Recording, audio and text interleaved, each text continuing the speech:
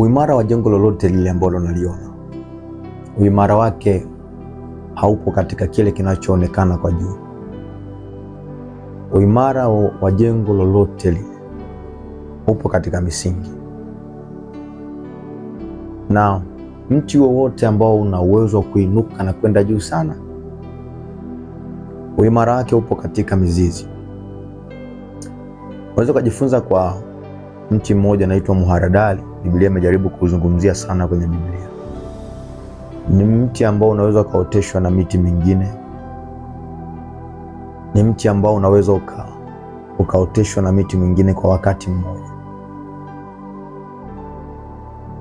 Na baada ya miezi mitatu, miti mingine yote inaweza ikawa tayari imeshakuwa katika level fulani kulingana na aina ya mti.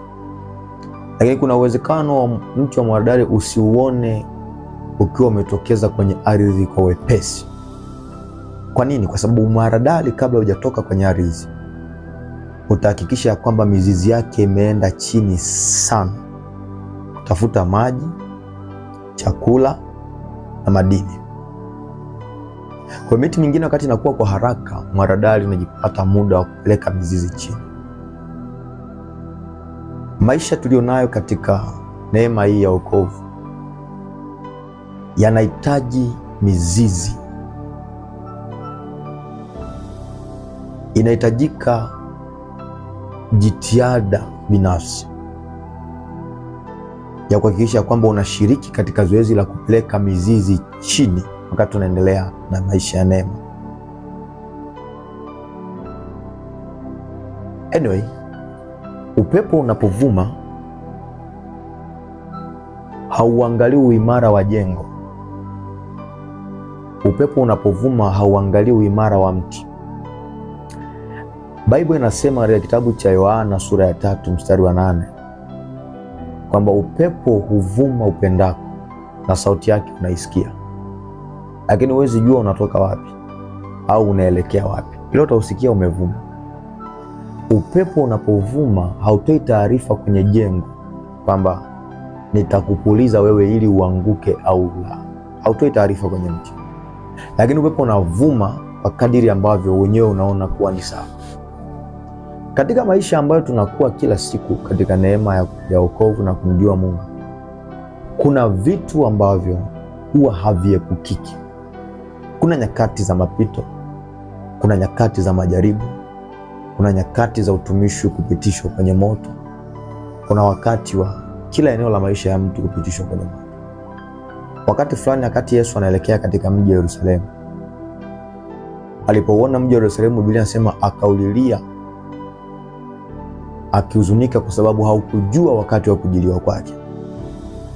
Yesu anaona wakati Yerusalemu inavamiwa na kutekwa na adui, wakati Yerusalemu inakamatwa na adui, Yesu akaulilia ule mji. Lakini Yerusalemu hawakuwa wanatambua hilo. Laiti wangekuwa wanalijua, pengine kuna kitu angefanya ili wakati adui anakuja kwenye maisha yao yasingewapata aliyowapata. Nataka nikushauri kitu kimoja. Kama unaweza kuwekeza katika mambo ya kiroho ambayo yatakufanya uwe imara katika siku zijazo, pata muda wa kuwekeza sana na mambo ya kiroho. Kitabu cha Luka sura ya 6 kuanzia mstari wa 45 na kuendelea, maandiko yanasema Yesu anawaambia watu, mtu atakayeshika maneno yangu na kuyatenda atakuwa kama nyumba iliyojengwa juu ya mwamba. Dhoruba litakuja, tufani itakuja, na chochote kitakuja, lakini havitaweza kumwangusha huyo mtu. Kwa nini? Vimejengwa juu ya mwamba. Uimara wa msingi ndio naamua uimara wa jengo. Umewekeza kwa kiasi gani katika maisha ya maombi itaamua uende kwa umbali kiasi gani katika maisha yako ya kila siku ya kiroho. Umewekeza kwa kiwango gani katika eneo la neno itaamua pia zile changamoto zote ambazo zinadai neno ili kukabiliana nazo, itaamua ushinde kwa kiasi gani. Kwa sababu kuna vita ambayo wenye neno la Mungu tu ndo wanashinda. Kuna vita ambayo watu wanaoomba tu ndo wanashinda. Sio hata ubaguzi, ni uhalisia. Yesu aliwaambia wanafunzi wake kwenye kitabu cha Mathayo sura ya 26 ukianzia mstari wa 33, wakati anawaamsha sana waombe usiku, wakawa wanagoma kuomba, wanapitiwa na usingizi.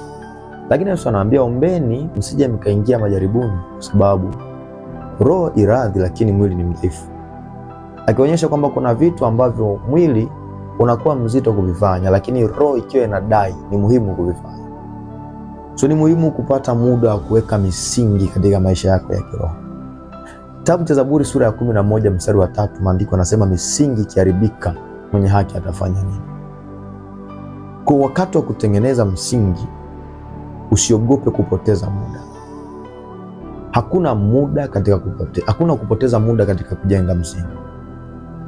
Wajenzi watakwambia base inachukua material nyingi hata kuliko ukuta.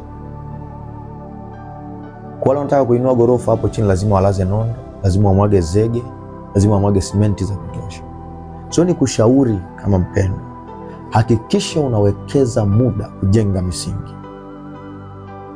Uwe kama mwaradali. Saa utakapokuwa, miti mingine itashangaa tu umeinuka, upepo unavuma, miti mingine inaanguka, mwaradali umesimama. Lakini kuna muda ambao mwaradali unatumia kupeleka mizizi chini, miti mingine haifanyi hivyo. Jifunze kuweka misingi kwa gharama zozote zile.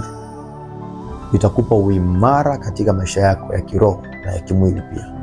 Shalom.